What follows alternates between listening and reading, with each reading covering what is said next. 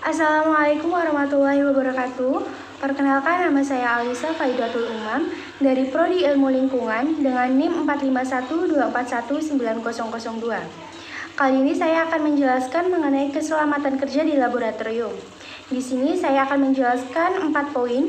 Yang pertama ada alat-alat laboratorium dan kegunaannya. Yang kedua, bahan kimia, sifat dan simbolnya.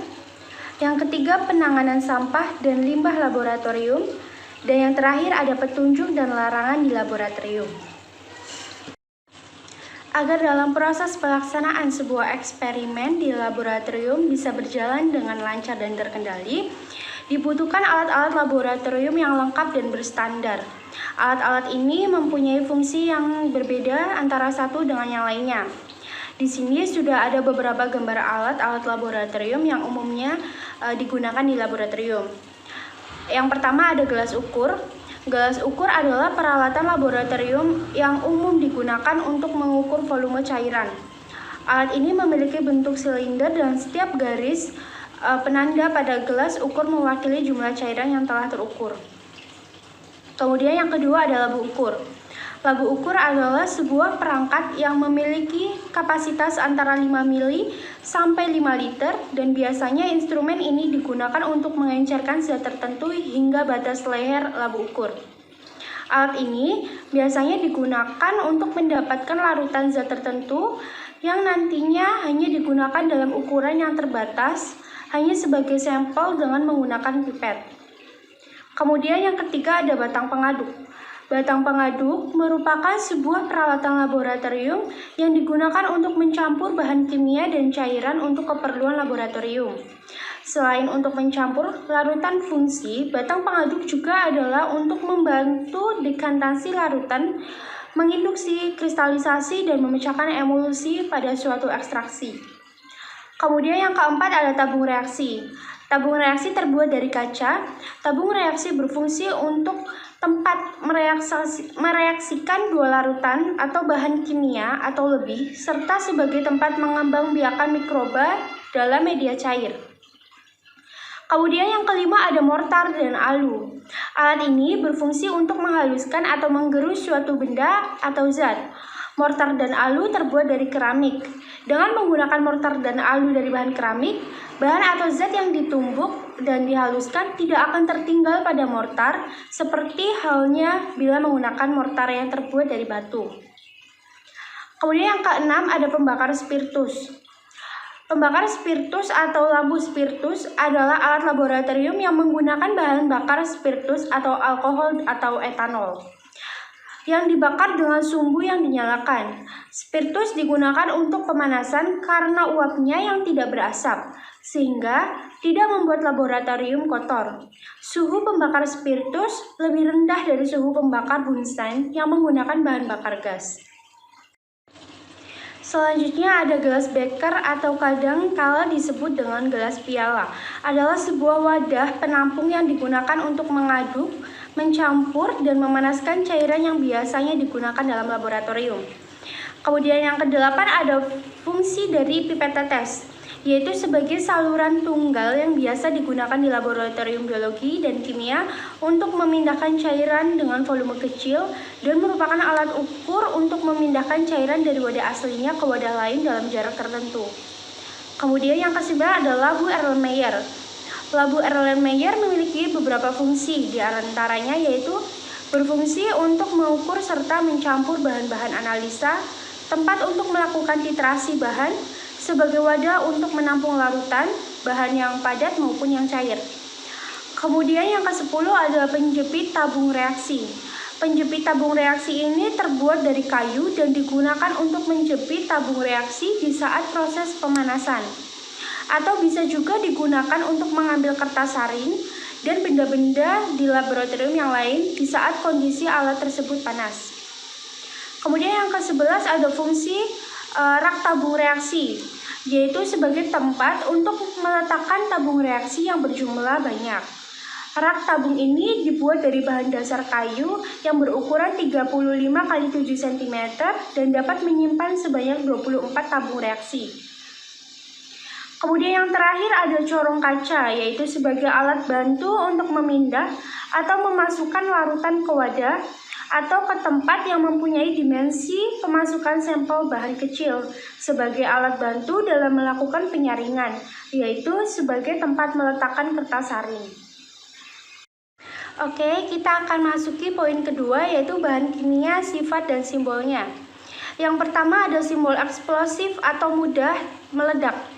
Ledakan pada bahan tersebut bisa terjadi karena beberapa penyebab, misalnya karena benturan, pemanasan, pukulan, gesekan reaksi dengan bahan kimia lain, atau karena adanya sumber percikan api. Ledakan pada bahan kimia dengan simbol ini kadangkali bahkan dapat terjadi meski dalam kondisi tanpa oksigen. Beberapa contoh bahan kimia dengan sifat eksplosif, misalnya ada TNT, amonium nitrat, dan nitroselulosa. Yang bekerja dengan bahan kimia yang mudah meledak membutuhkan pengalaman praktis sekaligus pengetahuan. Menghindari hal-hal yang dapat memicu ledakan sangat penting dilakukan untuk mencegah risiko fatal bagi keselamatan diri. Kemudian yang kedua ada simbol toksik. Simbol bahan kimia tersebut menunjukkan bahwa bahan tersebut adalah bahan beracun. Keracunan yang bisa diakibatkan bahan kimia tersebut bisa bersifat akut dan kronis, bahkan bisa hingga menyebabkan kematian pada konsentrasi tinggi. Keracunan karena bahan dengan simbol di atas bukan hanya terjadi jika bahan masuk melalui mulut. Ia juga bisa meracuni lewat proses pernafasan atau melalui kontak dengan kulit. Beberapa contoh bahan kimia bersifat racun misalnya arsen triklorida dan merkuri klorida. Yang bekerja dengan bahan-bahan tersebut harus memperhatikan keselamatan diri, hindari kontak langsung dengan kulit, menelan, serta gunakan selubung masker untuk mencegah uapnya masuk melalui pernafasan. Kemudian yang ketiga ada simbol oxidizing atau mudah menguap. Bahan kimia yang diberi simbol seperti gambar adalah bahan kimia yang bersifat mudah menguap dan mudah terbakar melalui oksidasi. Penyebab terjadinya kebakaran umumnya terjadi akibat reaksi bahan tersebut dengan udara yang panas, percikan api, atau karena reaksi dengan bahan-bahan yang bersifat reduktor. Bekerja dengan bahan kimia oxidizing membutuhkan pengetahuan dan pengalaman praktis. Jika tidak, risiko kebakaran akan sangat mungkin terjadi. Ada pun beberapa contoh bahan kimia dengan sifat ini, misalnya hidrogen peroksida atau kalium perklorat. Selanjutnya adalah simbol bahan kimia flammable. Simbol bahan kimia ini menunjukkan bahwa bahan tersebut bersifat mudah terbakar atau flammable. Bahan mudah terbakar dibagi menjadi dua jenis, yaitu extremely flammable atau amat sangat mudah terbakar, dan highly flammable atau sangat mudah terbakar.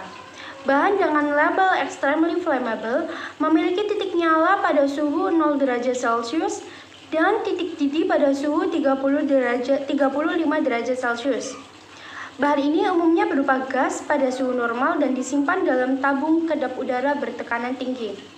Adapun contoh-contohnya, yang pertama ada zat terbakar langsung, contohnya yaitu aluminium alkali fosfor. Keamanannya yaitu dengan cara menghindari kontak bahan dengan udara. Kemudian yang kedua ada gas amat mudah terbakar, contohnya butan dan propan. Keamanannya yaitu dengan menghindari kontak bahan dengan udara dan sumber api. Kemudian yang ketiga ada cairan mudah terbakar, contohnya aseton dan benzen. Keamanannya dengan menjauhkan dari sumber api atau loncatan bunga api. Dan yang terakhir ada zat sensitif terhadap air, yakni zat yang membentuk gas mudah terbakar bila terkena air atau api. Kemudian ada simbol iritan. Simbol iritan adalah simbol bahan kimia yang sebetulnya terbagi menjadi dua kode, yaitu kode XN dan kode XI. Kode XN menunjukkan adanya risiko kesehatan jika bahan masuk melalui pernafasan, melalui mulut, dan melalui kontak kulit. Contoh bahan dengan kode XN misalnya peridin, sedangkan kode XI menunjukkan adanya risiko inflamasi jika bahan kontak langsung dengan kulit dan selaput lendir. Contoh bahan dengan kontak ini yaitu misalnya amonia dan benzyl klorida. Kemudian yang selanjutnya ada kode korosif. Simbol bahan kimia tersebut menunjukkan bahwa suatu bahan tersebut bersifat korosif dan dapat merusak jaringan hidup.